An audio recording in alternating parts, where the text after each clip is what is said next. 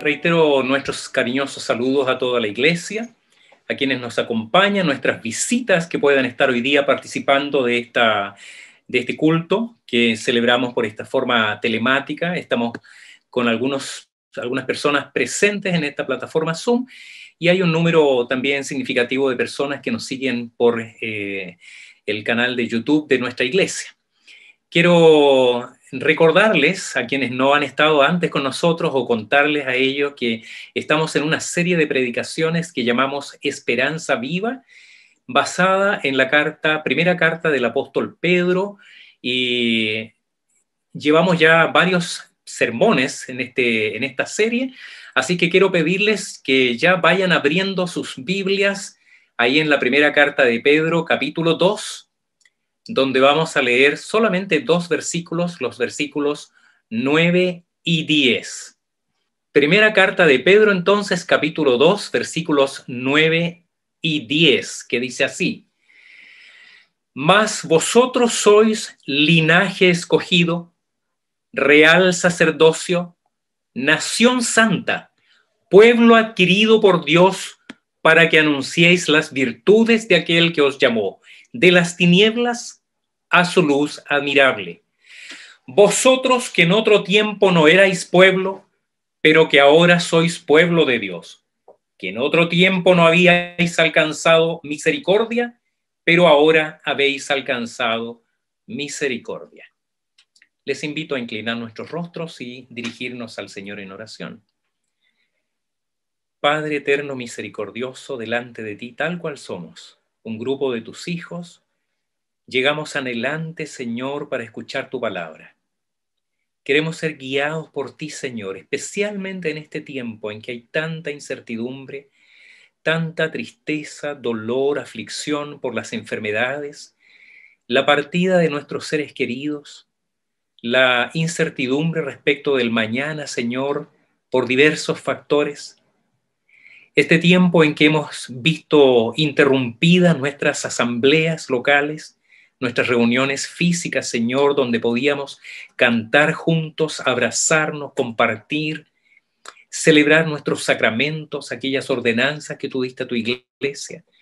Ciertamente extrañamos ese tiempo, Señor, pero te alabamos y bendecimos, porque podemos por estos medios estar en comunión, participar de la edificación de tu iglesia y ahora especialmente, Señor, disponer nuestros corazones para escuchar tu palabra.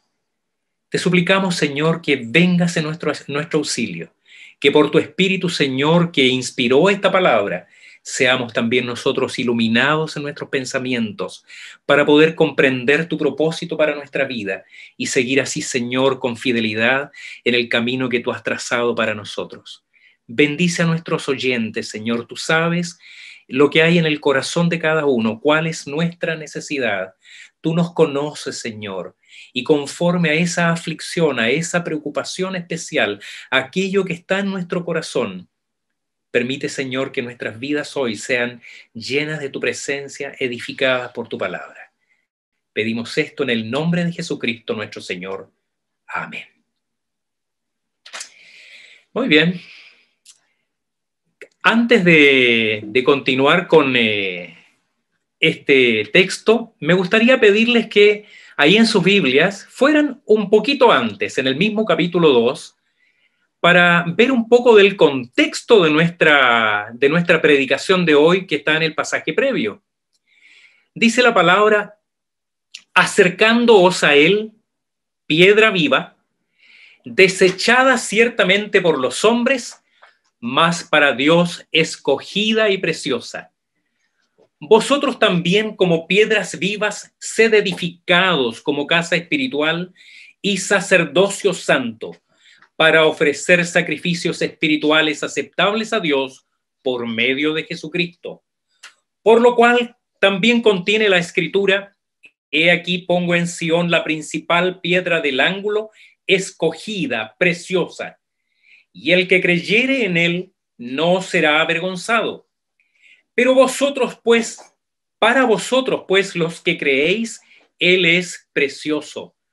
Pero para los que no creen, la piedra que los edificadores desecharon ha venido a ser la cabeza del ángulo, y piedra de tropiezo y roca que hace caer, porque tropiezan en la palabra, siendo desobedientes, a lo cual fueron también destinados.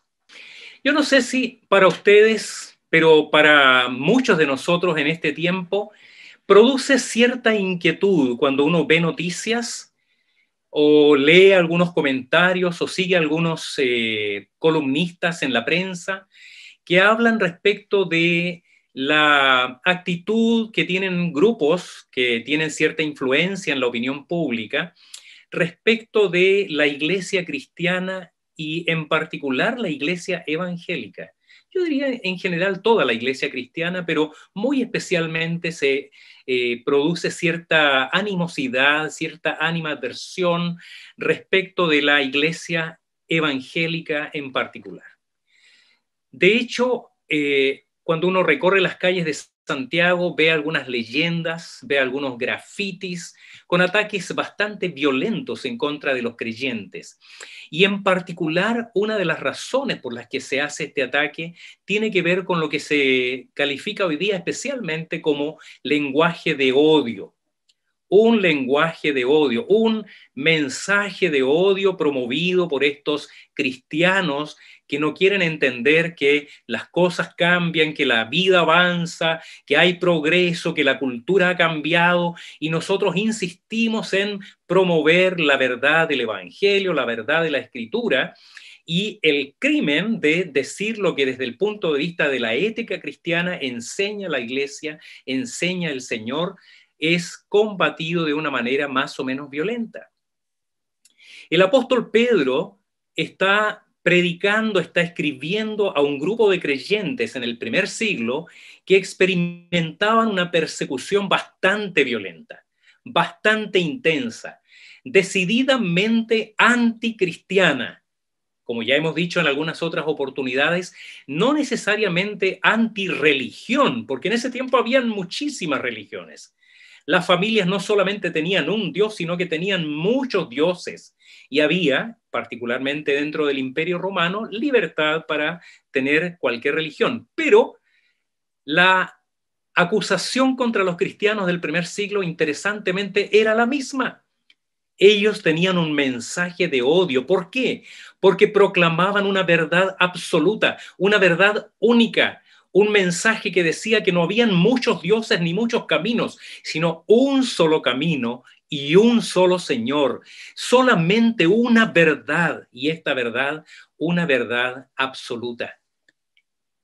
De tal manera que lo que el apóstol Pedro está haciendo, y este es el contexto, por esto que traigo una vez más este texto previo a nuestro mensaje de hoy en estos dos versículos, es justamente poner frente a frente estas dos realidades.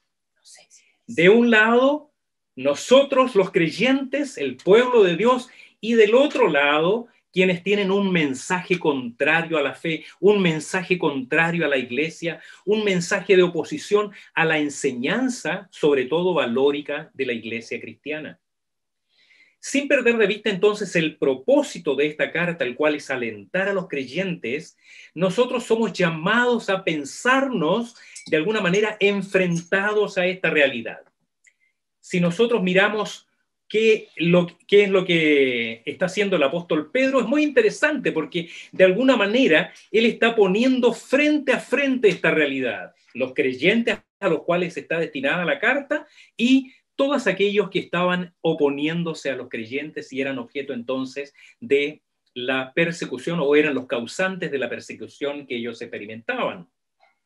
De ellos, el Señor dice que esta roca de aquellos que se oponían, que es Cristo, la piedra del ángulo, en quien descansa todo el edificio espiritual de la iglesia, será piedra de tropiezo, una incomodidad de la que hay que deshacerse porque molesta, porque nos acusa, porque, en opinión del mundo, nos arruina la fiesta.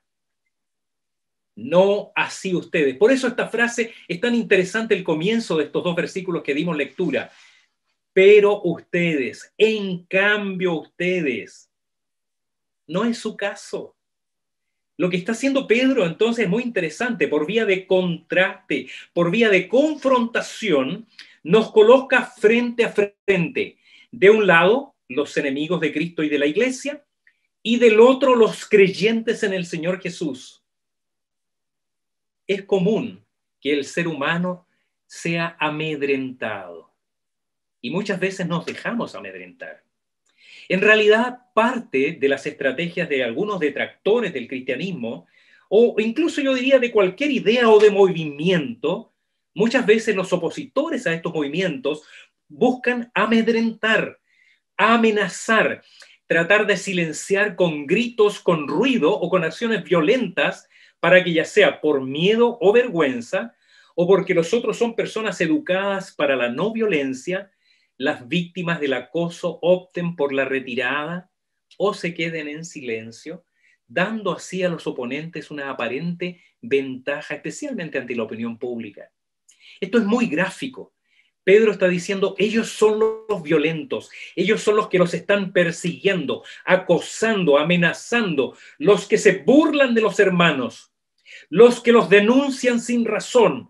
Ellos son, sin embargo, a los ojos de Dios, nada. Pero ustedes, queridos hermanos, ustedes, Iglesia de Cristo, en cambio, y aquí entonces pasa con estos dos versículos, que son tal vez dos de los textos más preciosos de la carta de Pedro. Pasa a describir quiénes somos nosotros. Qué importante, querida iglesia, es alzar la vista y procurar ver nuestra realidad en la mirada de Cristo. No en lo que nosotros somos capaces de ver, sino en lo que ve el Señor en la mirada de la historia, como Él la está escribiendo, conforme a sus decretos eternos, que son santos y son inmutables, enfocando, por tanto, la mirada en lo que el Señor está haciendo. Quiero preguntarles quiénes somos para Dios frente al mundo. Y con la ayuda de la palabra del Señor y con la guía de su Espíritu, preguntemos y veamos la respuesta que el Señor da a través de su palabra a esta pregunta. ¿Quiénes somos nosotros, la Iglesia de Cristo, para Dios frente al mundo? Y lo primero que el Señor nos muestra en este texto es que somos una preciosa posesión. El versículo 9 dice, mas vosotros sois linaje escogido, real sacerdocio, nación santa, pueblo adquirido por Dios. Pueblo adquirido por Dios. Voy a dejar por un momento de compartir.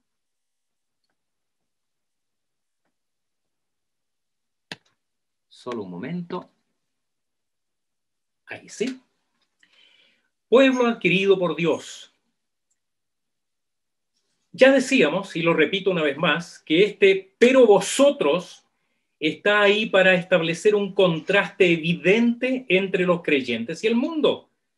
Para este mundo que se opone al Evangelio, al mensaje del Evangelio de Cristo, que amenaza, que acusa, que tergiversa, que distorsiona su mensaje y nos acusa, como dice el mismo Señor Jesucristo en el Sermón del Monte, de los peores males de la sociedad, mintiendo.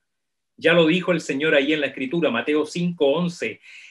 Gozaos, bienaventurados son ustedes, cuando por mi causa os vituperen y os persigan y digan toda clase de mal contra vosotros, mintiendo. No que no haya nada de qué acusar a los cristianos en el mundo. No que no haya habido en la historia, infelizmente, y que no haya hoy mismo algunos que con su testimonio pisotean el nombre del Señor y ensucian ciertamente la imagen de la iglesia, la esposa del Señor. Mercenarios de la religión. Hay culpables de abuso de poder, de abuso espiritual, de abuso sexual y de abusar incluso de las conciencias de las personas más simples. Hay falsos maestros y lobos disfrazados con piel de oveja. Hay. Pero cuidado con calificar a la única y santa esposa de Cristo con estos títulos denigrantes y, lo más serio, terminar nosotros mismos, miembros de este glorioso cuerpo de Cristo, dudando de ella y, comillas, comprando este discurso en contra de la preciosa esposa del Señor.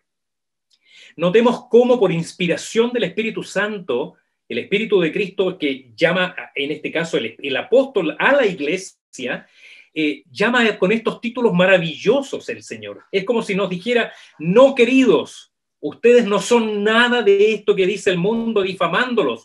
Ustedes son, y nuevamente comparto lo que dice la palabra ahí, ustedes son linaje escogido. La palabra linaje se traduce también como raza, como familia. Linaje es así, herencia sanguínea, legítima.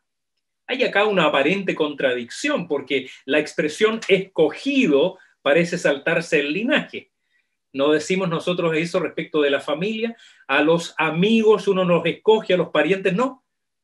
¿No? Esa es una frase común. Sin embargo, eso es exactamente lo que el Señor afirma en su palabra cuando dice: a lo suyo vino y los suyos no lo recibieron, mas a todos los que lo recibieron, a los que creen en su nombre, les dio potestad, el derecho de ser hechos hijos de Dios, los cuales no son engendrados de sangre, ni de voluntad de carne, ni de voluntad de varón, sino de Dios. Pero también les llama real sacerdocio.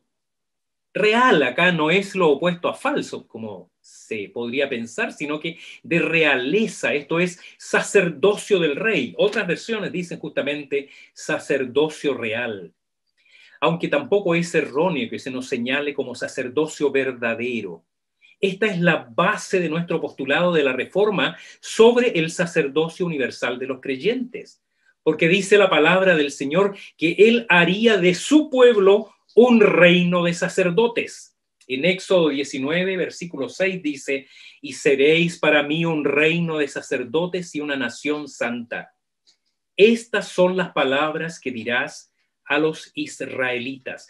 Y la misma expresión nación santa aparece acá, mismo concepto tomado del texto ya citado en Éxodo, que fue la promesa y el propósito de Dios. La santidad a la que apunta en este caso es en el sentido de apartados, escogidos, literalmente entresacados de entre todas las naciones, como dice el himno de la Iglesia, el Fundamento, que es uno de los himnos favoritos de la Iglesia cristiana. Entre todas las naciones, escogida en variedad, a través de las edades se presenta en unidad. No obstante, la santidad del pueblo de Dios conlleva el inevitable imperativo de distinguirse, no solamente separados, apartados para irse a un lugar lejano, lejos del mundo, sino que dentro del mundo aprender como iglesia a distinguirse de las otras naciones, ser un pueblo diferente, pueblo distinguido por el Señor. Ya veremos cómo esta cualidad de ser preciosos, escogidos, especiales para Dios, no es para adornar meramente la casa de Dios, sino trae un propósito muy práctico y muy específico. Pero antes de pasar a este propósito que el texto señala, y esto por razones solamente didácticas, les pido que me permitan pasar al siguiente pasaje, al versículo 10, donde dice: ¿quiénes somos para Dios frente al mundo? Además, un pueblo legítimo, su pueblo legítimo. Dice el texto: vosotros que en otro tiempo no erais pueblo, pero que ahora sois pueblo de Dios, que en otro tiempo no habíais alcanzado misericordia, pero ahora habéis alcanzado misericordia. Sigue el apóstol interpelándonos con firmeza, aunque cariñosamente. Ustedes, sí, de aquellos que el mundo se burla, a los que menosprecia, de quienes se quiere librar porque les son incómodos con su moralina y sus discursos de odio. Ustedes, querida iglesia, dejen esos complejos absurdos y saquen la voz, porque ustedes son su legítimo pueblo. ¿Por qué legítimo? La Nueva Versión Internacional traduce pueblo que pertenece a Dios, que es un poco más cercano a la forma textual. Si bien el texto no dice literalmente pueblo adquirido por Dios, la teología bíblica claramente lo señala. Por la redención, la obra de Cristo en la cruz, que tiene esa implicación de ser comprados por la sangre de Cristo. Primera de Corintios capítulo 6, versículo 20 dice: porque habéis sido comprados por precio, Glorificad pues a Dios en vuestro cuerpo y en vuestro espíritu, los cuales son de Dios. Y en 1 Corintios 7:23 añade, por precio fuisteis comprados. No os hagáis esclavos de los hombres. Y el mismo apóstol Pedro nos había dicho un poquito antes que fuimos redimidos, es decir, comprados para darnos libertad, no con cosas corruptibles como el oro y la plata, sino con la sangre preciosa de Cristo, como de un cordero sin mancha y sin contaminación. Hablando a este grupo de hermanos nuestros del primer siglo, un poco asustados tal vez semi escondidos, temerosos de lo que el mundo pudiera hacerle, y especialmente los creyentes que no eran judíos, que habían muchos entre ellos, judíos, quiero decir, de raza, sino que personas del mundo gentil convertidas al cristianismo. A ellos el apóstol Pedro les dice de una manera muy especial y muy dedicada: queridos, ustedes ya no son extraños. Ustedes son legítimos miembros del pueblo de Dios. Ustedes ahora son de la familia de Dios. La anterior descripción apunta a la forma, adquiridos por medio de la sangre de Cristo. Este versículo 10 ahora apunta al hecho: ustedes son, de hecho, pueblo de Dios. Acá Pedro hace una referencia muy clara al profeta Oseas, en el capítulo 1, versículo 9, y capítulo 2, versículo 1 del libro de Oseas, la profecía de Oseas, donde ahí habla de los hijos de este profeta que tuvo con una prostituta, que pasan de ser no compadecidos, de no pueblo de Dios a ser pueblo de Dios, de no ser compadecidos a ser compadecidos, que es una ilustración muy fuerte porque apunta a personas que no tenían ningún derecho, como no lo tenía en ese tiempo el hijo de una ramera. Y sin embargo, Dios se compadeció de nosotros y nos llama ahora pueblo mío, mi pueblo. Este es un momento muy oportuno, querida iglesia, para responder a una pregunta que varios hermanos y también incluso algunos familiares me han hecho en estos días, a propósito de los graves conflictos que ha habido en el Medio Oriente entre palestinos e israelíes. Un problema tan antiguo como vigente, ¿no? Y difícil de entender. Un tema con un trasfondo político que tiene muchísimas aristas, un problema muy complejo desde el punto de vista sociopolítico. No es mi interés ahora tratarlo, ni mucho menos tratar de explicarlo, ¿no? Pero lo que sí podemos decir con toda seguridad, porque nos respalda la palabra de Dios, es que Israel, en cuanto nación, no es el pueblo de Dios a partir de Cristo en adelante. Una vez más, como decíamos delante, citando la escritura en el Evangelio de Juan, a lo suyo vino. ¿Qué hizo el pueblo de Israel? Los suyos no le recibieron. Cuando Pilato interpeló a los principales de los judíos, ahí con Jesucristo enfrente de él en el juicio, les dice: ¿qué pues haré con Jesús llamado el Cristo? Todos le dijeron, los principales de los judíos: sea crucificado. Pilato muy aparatosamente, dramáticamente, toma un tiesto con agua, se lava las manos delante del pueblo diciendo: inocente soy yo de la sangre de este justo, allá vosotros. Y esto es terrible, hermanos. ¿Saben lo que los principales de los judíos dijeron en ese momento? ¿Lo recuerda? Dice la escritura ahí en Mateo 27, y respondió todo el pueblo diciendo: su sangre sea sobre nosotros y sobre nuestros hijos. Cuando el Nuevo Testamento habla de Israel o del pueblo de Dios o de la Jerusalén de Dios, la ciudad celestial, no está hablando de Benjamín Netanyahu o del sionismo o del ejército de Israel. La Biblia habla de la iglesia de Cristo, de nosotros los creyentes. Como cantábamos ese himno que nos gustaba mucho, se repitió durante años: somos el pueblo de Dios, somos un pueblo especial. El apóstol Pablo dice claramente en la palabra ahí en Romanos 9, capítulo 9, versículos 6 y 7, no todos los que descienden de Israel son israelitas, ni por ser descendientes de Abraham son todos hijos. Y agrega en su carta a los Gálatas, sepan por tanto que los que son de la fe, estos son hijos de Abraham. ¿Quiénes somos nosotros frente al mundo? Somos su pueblo legítimo, el pueblo de Dios, la iglesia de Cristo en todo tiempo y lugar, hasta el regreso glorioso de nuestro Señor Jesucristo. Amén. Pero volvamos atrás solamente un poco en el texto para nuevamente para ver lo que espera el Señor ahora de nosotros. ¿Quiénes somos para Dios frente al mundo? Dice también las Sagradas Escrituras que somos sus testigos ante el mundo. Versículo 9, segunda parte. Para que anunciéis las virtudes de aquel que os llamó de las tinieblas a su luz admirable. Para que anunciéis las virtudes de aquel que os llamó de las tinieblas a su luz admirable. En muchos lugares la Biblia nos manda a predicar el Evangelio. ¿Estamos de acuerdo en eso? Ir por todo el mundo, Marcos 16, 15, ir por todo el mundo y predicar el Evangelio a toda criatura. En la gran comisión el Señor nos mandó a anunciar el Evangelio, a ser discípulos a todas las naciones. Nada que decir respecto a esto. Ese es el propósito, la gran comisión. Sin embargo, no es lo que está diciendo este texto acá.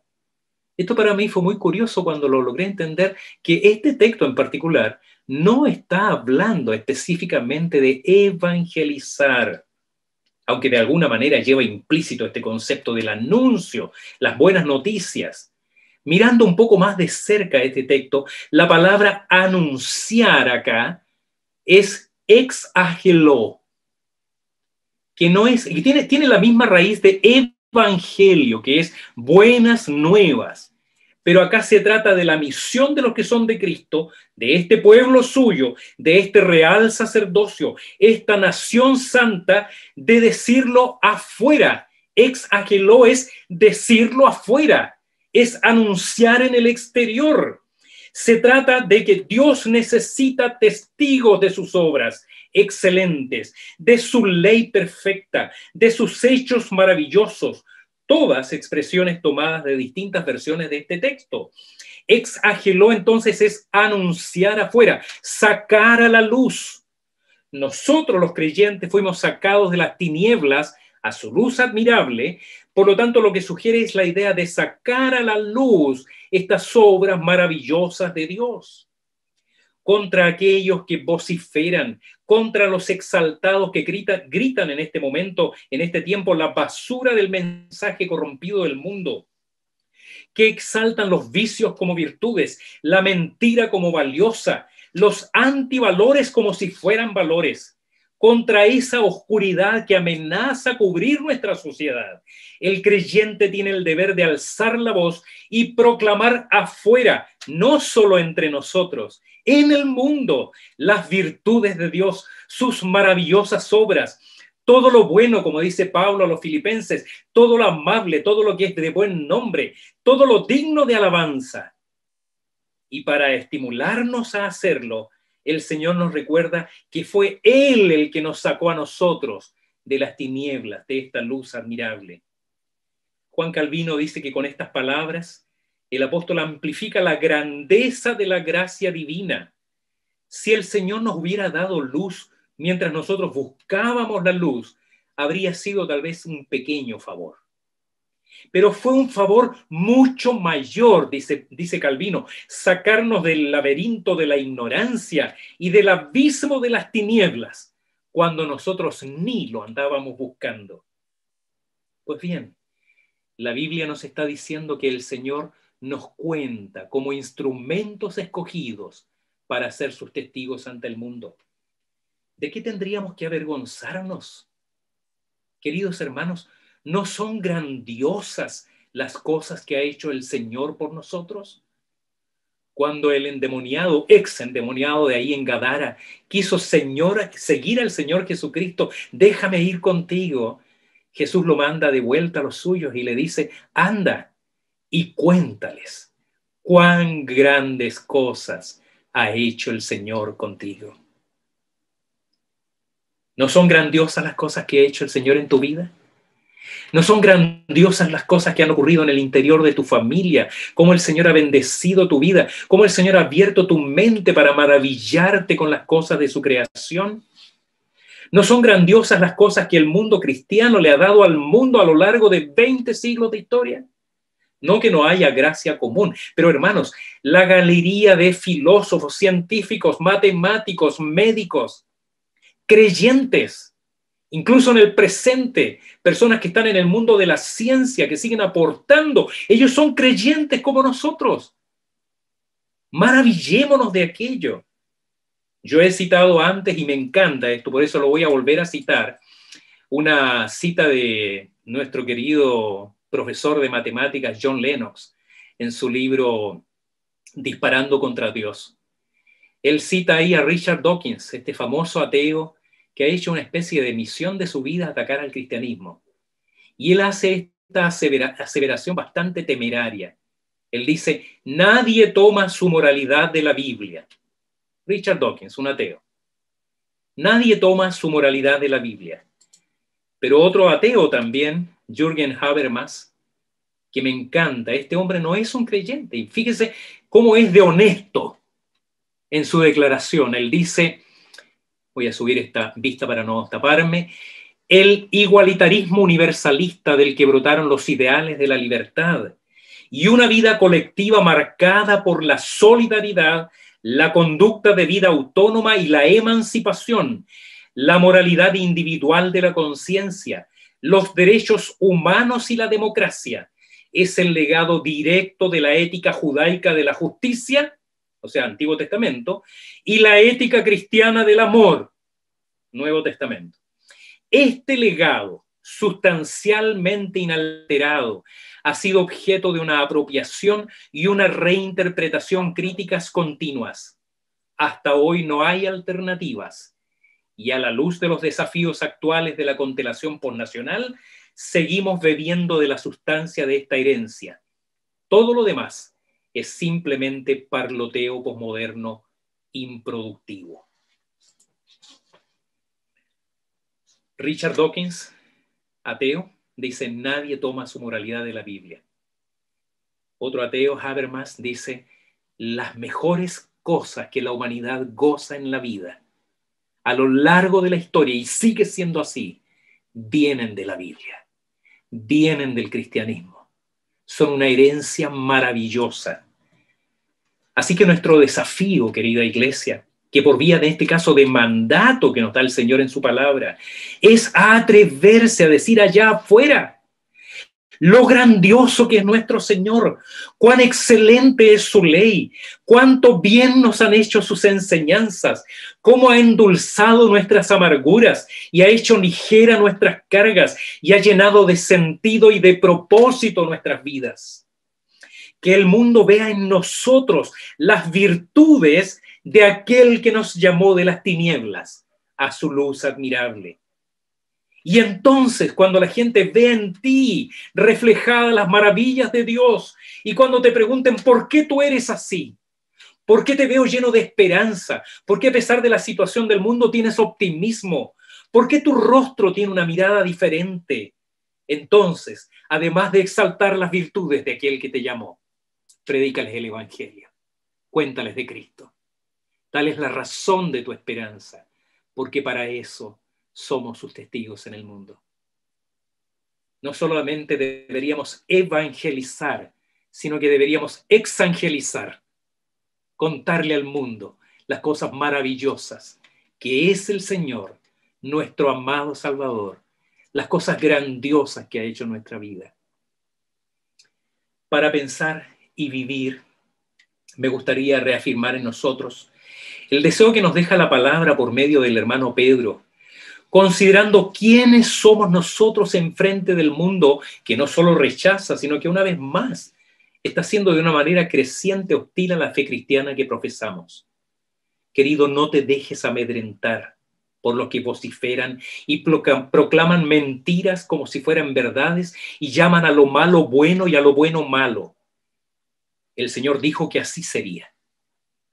Y cuando el mundo quiera hacerte creer que no eres nada, contarte mentiras como si fueran verdades, que tú eres un tropiezo para el progreso de la cultura, recuerda que la palabra de Cristo es más bien una piedra de tropiezo para ellos, tal como lo hemos aprendido. Por eso su ira, por eso sus ataques. Tengamos compasión de estas personas. Ellos necesitan abrir sus ojos, mirar lo que por la gracia del Señor tus ojos contemplan en la persona y en la obra maravillosa de nuestro Señor. Pero enfrente de eso, recuerda quién eres para el Señor y quiénes somos como comunidad de creyentes. Una preciosa posesión, adquiridos por la sangre preciosa del Salvador. Para Dios tú eres precioso. Para Dios tú eres valioso. Su iglesia es maravillosa. Eso somos delante del Señor, una preciosa posesión. Pero también somos su legítimo pueblo, el verdadero Israel. El Israel de Dios por la fe en Jesucristo. Somos el pueblo de Dios. Y además somos sus testigos ante el mundo, mostrando allá afuera las excelencias de la obra de Dios. Muchas veces, cuando nos juntamos en nuestras asambleas, nos alegramos, nos regocijamos, hablamos el mismo idioma, entendemos el lenguaje evangélico, comprendemos estas cosas y nos llenamos de alegría entre nosotros. Pero, hermano, recuerde que allá afuera hay un mundo en tinieblas. Hay gente que está sin tener este conocimiento, que aún están esclavos del pecado, que están presos en su situación. Y ellos pueden ser alcanzados por la misma bendición que tú recibiste. Que el Señor así lo haga, así lo permita en cada uno de nosotros. Amén.